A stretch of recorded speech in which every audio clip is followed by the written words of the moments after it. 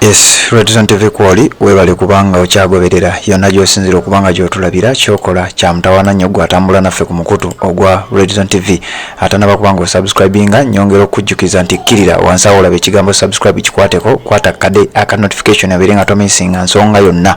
Waliwo ababaka ba parliament basatu aba NRM abaziddwayo mu kkomera. Amawulire gano nagakuwadde nti bazze mu kooti etawuluza oba ewozesa abali b'enguzi emanyiddwa nga anti-corruption court nga bazze kusaba okweyimirirwa wabula kooti egaanye era n'egaana okubeera nga beeyimirirwa. Bano baddiziddwayo mu kkomera eruzira okubeera nga baddamu okuba nga babeera remanded kubeera nti omusango gwabwe gukyagenda mu maaso n'okuba nga gunoonyerezebwako. Ekibiina ekya National Resistance Movement oba ekya NRM kino abasinga obungi nga babo babyogedde nti kiyinza okubeefuulira wetwogerera bano n'abasatu gabamyuse nti ekibiina kye babadde bavaamu ekya NRM wetwogerera nga kibeegaanye mu bufunze kigamba ffe tetubamanyi enguzi mwagiridde nga mmwe era musavinga ebibonerezo byammwe nga mmwe wetwogerera ng'akakiiko kwe babadde batuula bakayiyedda era bo bagamba kati abo basigadde ku lwabwe bamaze aba NRM okubeera nga balonda akakiiko akapya.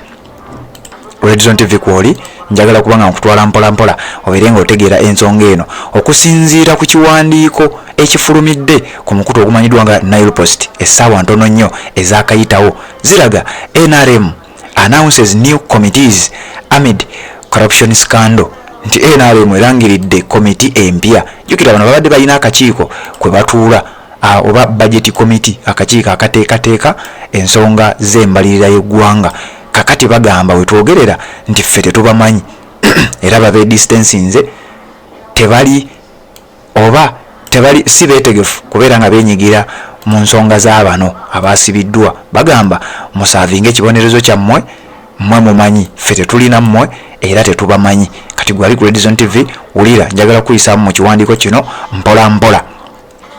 Ekiwandiiko kigamba the National Resistance Movement NRM party has distanced itself from 3 of its parliament members who were recently arrested on corruption charges, underscoring that no individual will be protected if found guilty of corruption. Nti ekibiina kya NRM kimaze okubanga kyeyawula obanga kyegaana obanga kyeteeka wala n'ababaka bano abasatu oluvannyuma lw'okubeera nti bakwatiddwa mu buli bw'enguzi era nga bategeeza nti ffe munnaayo omuntu wanaali enguzi tetugenda kumuddamu tayera munnaffe era emisango gino gikyagenda mu maaso. NRM Secretary General Richard Todwongo has committed to a thorough governmental clean-up. Ono nga ye Secretary General ow'ekibiina ekya NRM oyo gwolaba amanyiddwa nga Richard Todwongo agamba nti ye ali committed nnyo oba mumalirivu nnyo okubeera nga alongoosa ekibiina kyabwe. He revealed that the party is in the process of rigorously vetting candidates for chairperson positions of parliamentary committees. The final list of appointees will be announced this Friday. Olwaleero no lwakutaano bano nga balaga okusinziira ku Todwongo oyo gwolaba awo bino nno ebintu newandibiwuliriza kubanga nina ensonga lwaki njagala obitegeere.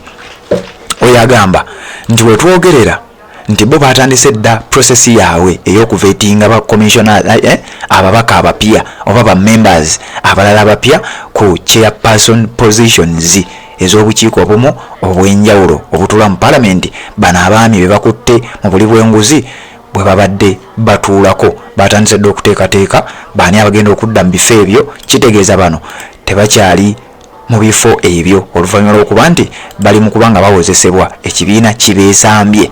Bagamba nti bali mu kuveetinga, bali mu kuteekateeka, bali mu kutegeka era lisiti ey'abano be bateeseteese oba be bategese oba be bagamba nti bayinza okuba nga be bagenda okwetwalira ku bifo bino.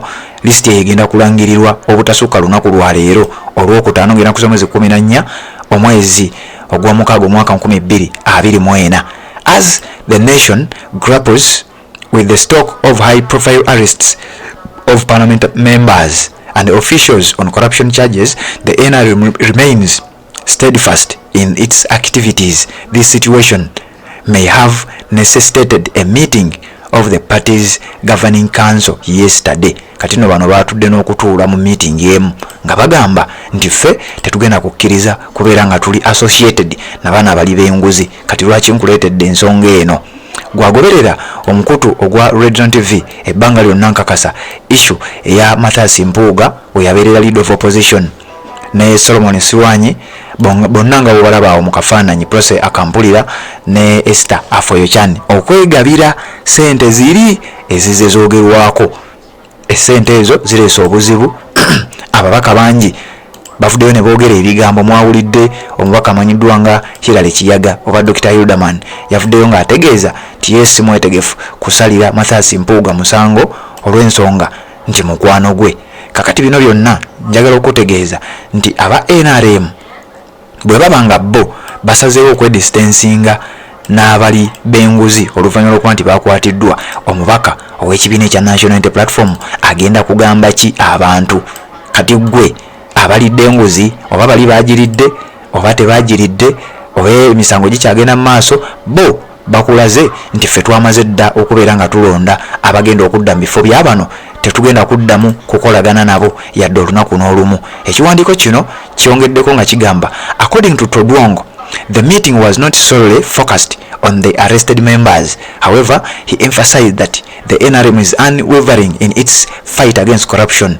All individuals arrested will be subjected to the full extent of the law and their charges will be thoroughly investigated. Nti meeting gye batuddemu teyabadde nti etagetinze bano bokka abasatu, wabula bayagadde okuba okunyweza enkola yaabwe n'okulaba engeri gye bayinza okuba nga balwanyisaamu enguzi mu sisitiimu yaabwe. Era ne bategeeza nti ababaka bonna oba abantu bonna abanaavaayo nga bayina charges oba nga amateeka gabakutte bajja kuba nga nabo bayisibwa mu ngeri y'emu. Todwong affirmed the NRM's resolve to cleanse the government, stating that anyone caught in corruption will face severe consequences. Ekyo kyembadde nkunnyonnyola. In an unprecedented move, the NRM has decided to meticulously scrutinize candidates for the chairperson positions of parliamentary committees. Bano bo baamaze dda n'okubeera nga batuula ne bakkaanya nti ffe katulonde n'obukiiko obupya. Baamaze dda okuscrutinizinga, baamaze dda okuveetinga, baamaze dda okusunsula abantu abagenda okuba nga badda mu bifo bya bano be baakutte nga bali mu bikolwa ebyobuli bw'enguzi. Jjukira gwali ku mukutu gwa Region TV, abantu bano we baaliira enguzi baali bammemba mu kibiina kya NRM. Kati ekibiina kigamba ffe tubyesambye, tetubamanyi era mwabikoze ku lwammwe. Kakati abasajja bakulu ne bakazi bakulu bano boolaba oloze ebyabwe kyekiddako. Ngenda kuwa mawulire awo kuba ntegeddeko nti emikono giweddeyo egya censure motion. Kanzije mbere nga mbikuwa ebyo oli ku Region TV yonna gy'osinzira okubanga gy'otulabira. Kyokola kya mutawaana nnyo gwatambula naffe ebbanga lyonna. Naawe atanaba kubanga osubscribinga, nyongera okujjukiza nti kkiriza nsaba olaba ekigambo subscribe kikwateko, kwata kade ka notification obeere nga tomissinga nsonga yonna. Kkiriza nkujjukize ku Haji Kasujja, ono nga musomi wa dduwa asangibwa Njeru ku luguudo olugenda e Jinja, akwasaganya ensonga ez'enjawulo. Mulimu ensonga z'amaka, azikutereeza bulungi nnyo, anoonya ssente nga tezirabika, abikwasaganyiriza, ayina ng'emikisa gyesiba byonna abikolako bulungi nnyo. Oyagala genda bweru ebintu tebitambula, osobola okuyitayo n'akukwatira ku kitabo ekyo ekitukuvu ekya Kuruhani n'alomba edduwa n'oba ng'ate ebizibu bisumulukuka. Ennamba y'essimu yeeyo 0753 85 64 asangibwa Njeru ku luguudo olugenda e Jinja. Tuwuliziganye mu updates eziddako.